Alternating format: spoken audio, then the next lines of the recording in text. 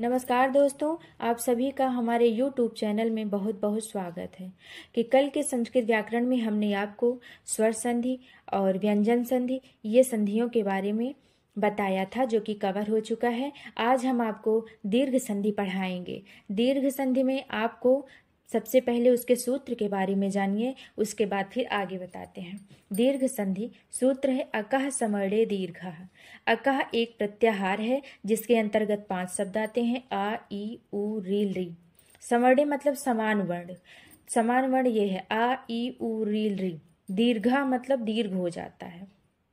तो इसका परिभाषा इसी से निकल गया कि अक प्रत्याहार के अंतर्गत जो भी सवर्ण शब्द आए, जो भी सवर्ण वर्ण आए वो दीर्घ हो जाता है। तो ये आ ई उ री री अक प्रत्याहार के अंतर्गत आता है।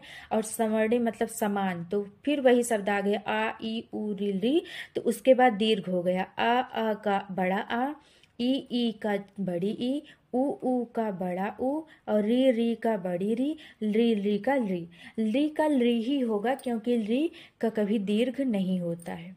ठीक है, ये भी आगे आपको मिलेगा चैप्टर में। अब परिभाषा, ह्रस्व यदि ह्रस्व आ ई उ रील री के बाद जब कोई सवर्ण आवे, समान वर्ण आवे, तो उसके स्थान पर दीर्घ हो जाता है, तो उसे दीर्घ संधि कहते हैं।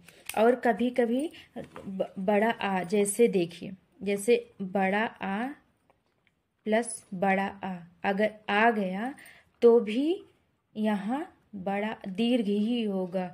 बड़ी ई प्लस बड़ी ई अगर आ गया तो भी यहाँ बड़ी ई होगी। ठीक है, दीर्घ संधि का ये गुण होता है। और आगे जैसे हम आपको दिखा रहे हैं, जैसे हमने उदाहरण कुछ लिए हैं और इसको हम सिद्ध करके दिखाएंगे आपको। देखिए उदाहरण विद्यालय को विद्या प्लस आलया है, तो इसमें आ प्लस बड़ा आ मिलकर बड़ा आ हुआ है। देख रहे होंगे आप लोग। और हिमालय, हिम प्लस आलया, तो हिम में हमने हिम निकाल लिया। इसका जो हिम के बाद जो अ शब्द निकलता है उसको निकाल लेंगे अगर, तो यहाँ फिर हलंत लगेगा, तब इसको अ शब्द निकलेगा इसमें से, तब इसे आधा माना जाएगा। इसलिए हिम अ प्लस आलया, तो हिम को यहाँ उतार लीजिए, आ और आ मिलाकर यहाँ बड़ा आ हो गया है, देख लीजिए। फिर शेष बचा लयः आप नीचे उतार लीजिए। ठीक है, उसके बाद तीनों मिला दीजिए, हिमालय हो गया। अब आप बड़ी वाला देख लीजिए, कवि प्लस ईसा, तो पहले कवि में आप कव निकालिए और ई निकाल लीजिए, छोटी ई निकाल लीजिए।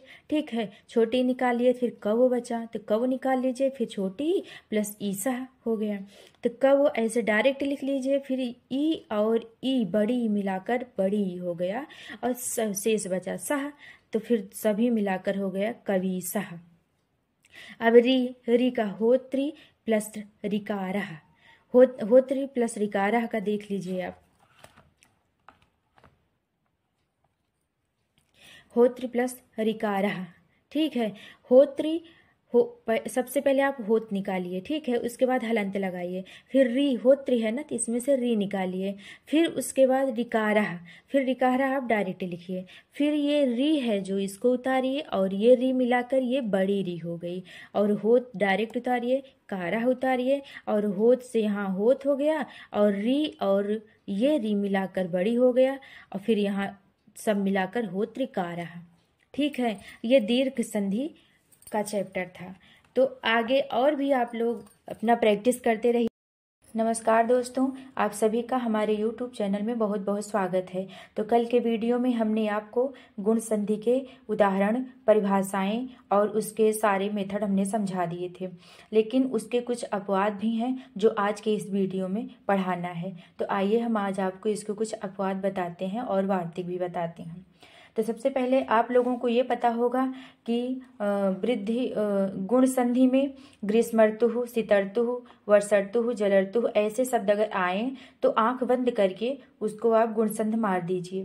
लेकिन बात ये होती है कि कहीं कहीं अपवाद भी इसके हैं कि अगर अर शब्द आ जाए तो वहाँ पर री शब्द भी आ जाए तो वहाँ पर वृद्धि संधि हो जाती है। तो आज हम आपको उसके बारे में बताएंगे।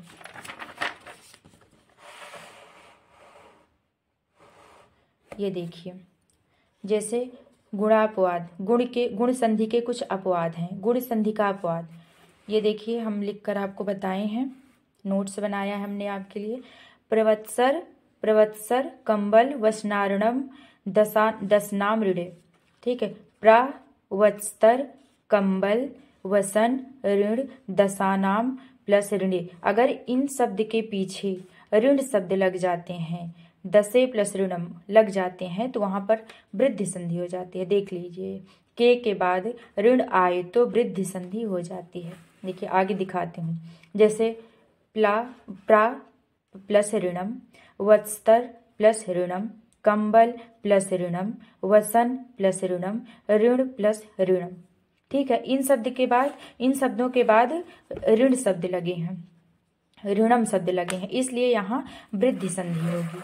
ये देखिए, और आगे दिखाते हैं, आपको सिद्ध करके भी दिखाएंगे।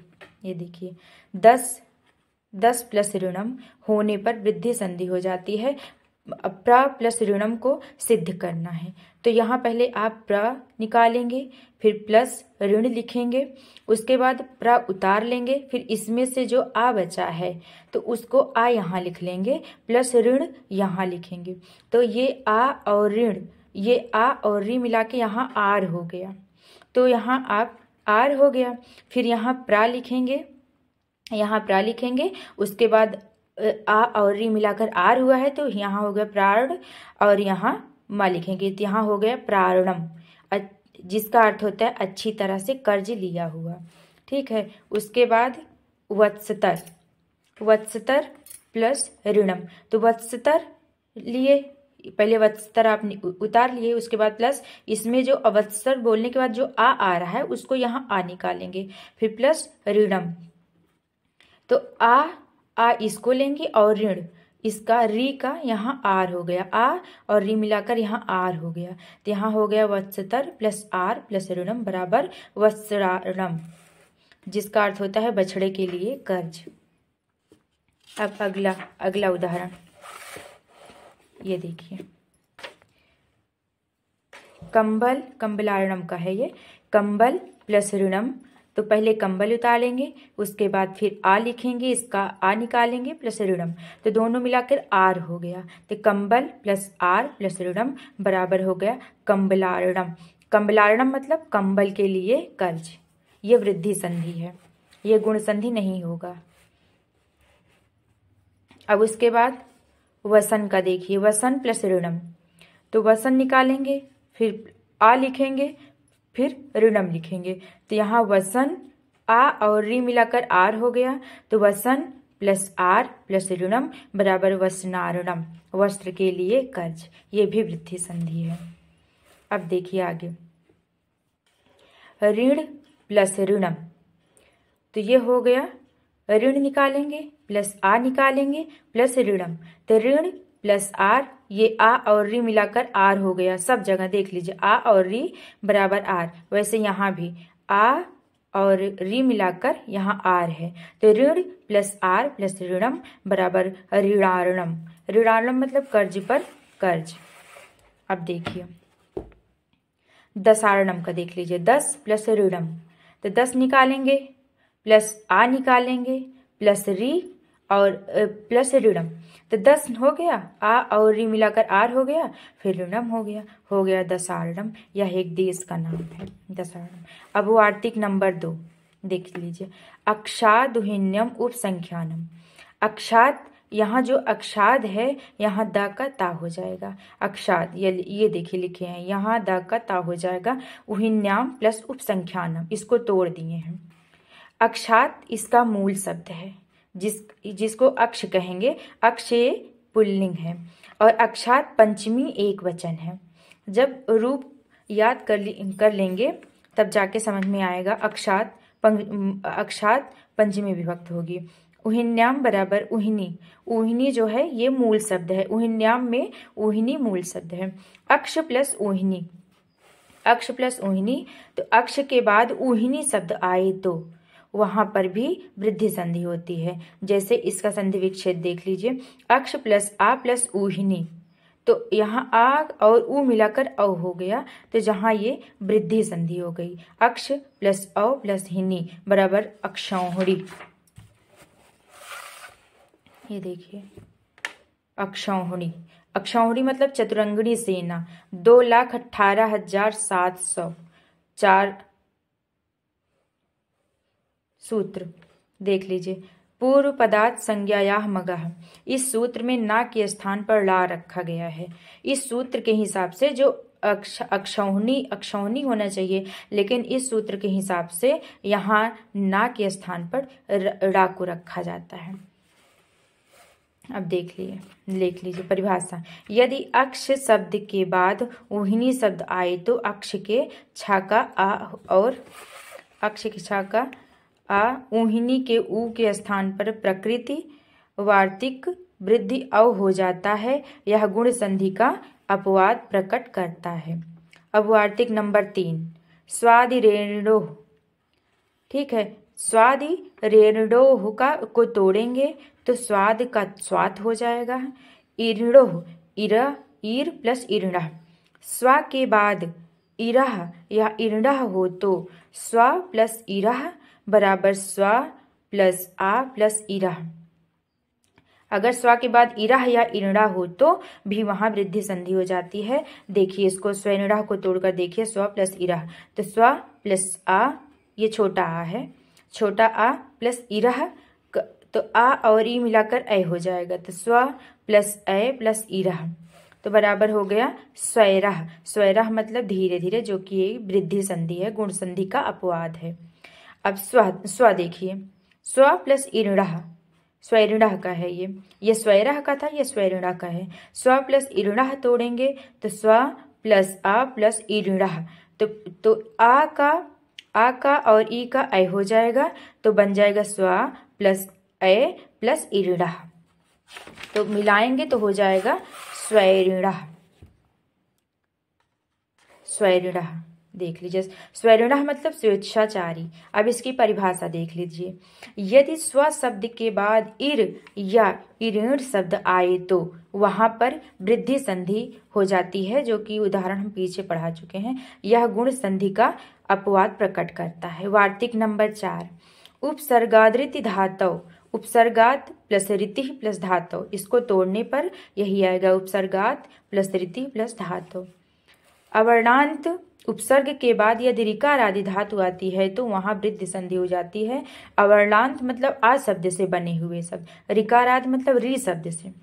ये देखिए आगे हमने लिखा है अवर्णांत मतलब जिसके में आ शब्द आए, ऋकाराद का मतलब री प्लस आदि शब्द आए, तो वहां ऐसी धातु जिसके पहले री हो रखे जाते हैं। देखिए जैसे प्रा प्लस रिच्छति, री से शुरू है इसलिए ऋकार आदि है। ठीक है, तो अब इसको तोड़ेंगे, प्रा निकालेंगे प्लस आ निकालेंगे प्लस रिच्छति लिखेंगे। ठीक है, पूरा निकाल लेंगे तो और ये देखिए आ प्लस री बराबर आर हो गया, तो यहाँ बनेगा प्रार्छति। ये तो प्रा लिखेंगे, आर लिखेंगे, प्रच्छति लिखेंगे तो हो गया प्रार्छति।